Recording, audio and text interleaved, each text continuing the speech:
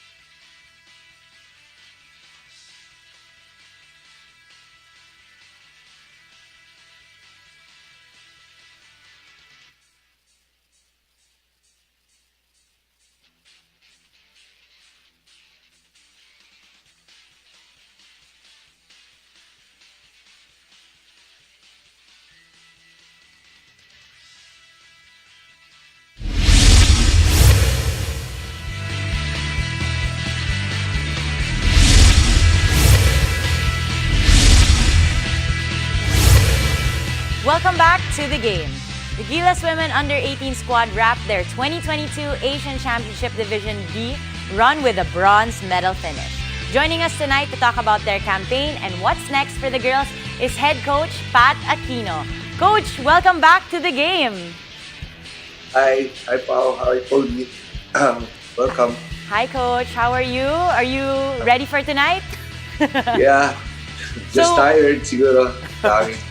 Okay. Well, before we get into your whole Asian stint, let's talk about that last game versus Samoa. What can you say is the mindset after coming from a tough loss against Malaysia? Again, I'm so proud of the girls. I just told them, this is the game that you will show your character. And having to play that game after a devastating loss against Malaysia, a 1-point loss in overtime, it really took the toll on them. So I just told them the night before the game against Samoa was, let's forget about it. Let's just stay together. And this is not yet over. We can still salvage the bronze medal, and that's what we did, and that's what they did. And just so proud of them doing that. Well, Coach, syempre, that game came, it was still very difficult, especially having to come back down from a deficit. They were down 41-31 at the halftime break. Pero yung third quarter na yun, Coach, I don't know what you said to them at the halftime break. I don't know if it's safe for TV. Pero, Coach, tell us what happened there and what changed at the halftime. Well, I just told them you're not really playing that hard, and I know you could do better. You're more talented than they are, and we beat them already. And let's just stay together. Let's play one good defense at a time, and the score will be over at the end of the day. So it's just communication probably. And the kids, they need a lot of support from you. So it's just push them to the limits is what I think. Right. How about some of these players who balled out in this last game? You have 3 standout players. They were so good. We have Sugapong, who led with 27 points and 9 steals. Grabe yun. And then Lona Ozar and also Krista Newmo. What can you say about these girls, Coach? Yeah, well, for a fact, Krista Newmo is the girl from U16, and yeah, she was the one really, a leader out there. And I'm so happy that she will be part of the team in the next few years or so. And to the girls like Luna Ozar, she's been all around. I missed her that game against Malaysia because she sprained her ankle, so it didn't put her back on that game, knowing that we'll be playing the next game. Yeah. But she did well again that game against Samoa. And Sumaya was a character. She was sloppy on the game against Malaysia, but went back and played well against Samoa. So those kids really did what they want to be. The character was shown that they will play their hearts out, and that's what we want to do. And this tournament is supposed to be for those teams, giving them experiences, yeah, and making them who they are, and be preparing for the next level. Coach, we know that you're a mastermind. You have a big plan. This under-18 team is a big part of that plan. Siyempre, the pathway is there. We've seen some of the under-16 girls progress to the under-18, and now we're hoping that we might see them in the senior team very soon. When you look at the entire progression of the program so far, I know that I'm not even sure kung naka 1 year ka na full-time dito as the women's program director. But how do you see your progress niyo so far? And of course, with this particular batch, how excited are you for the next step para sa Gilas Pilipinas women? Well, for a fact, again, I'm happy that, with the help of the SPP, especially our president, Al Palillo, that we're experiencing this again for almost 10 years. we're back having a youth program. So with the help of Sir E.D. Sani Barrios and Sir Butch Antonio, all of those support that coming from SPP make us prepare more in the future for the women's basketball team. So with this kind of exposure, again, it would be better for us in the near future. So I just hope na tuloy-tuloy lang to, and hope that we get more exposure and get more players to play for the national. Coach, as someone who has been with you in some of your weirder trips with the Gilas Pilipinas women to different countries to just watch them and get them to develop, wish you all the best. And hopefully we can have you here in studio soon and talk more about women's basketball game. Maraming salamat, Coach. Thank you, Ran. Thank you, Pao. Thank you, Pali. All right, so on to more Gilas news. The Samang Basketball ng Pilipinas announced the initial pool for the men's national team ahead of the 2023 FIBA World Cup Asian Qualifiers fifth window. Headlining the list are past and present PBA MVP winners Junmar Fajardo of the San Miguel Beermen and Scottie Thompson of Barangay Ginebra. Also being planned to be included in the November window is two-time PBA scoring champ and World Cup veteran CJ Perez. Rounding up the initial list, are Ginebra's Japet Aguilar and Arvin Tolentino alongside TNT Tropang Gigas Poy Eram and Roger Ray Pogoy. The announcement follows an agreement between Gilas Pilipinas head coach Chot Reyes with the management of the San Miguel Beer, Ginebra, and TNT teams on the availability of the players in the upcoming window. They will be joined by available players from the Japan B-League and several other players from the UAAP and National Training Pool. After the break, we'll find out how the FU Tamaraws are preparing for the upcoming UAAP men's basketball tournament. Stay tuned. You're watching The Game.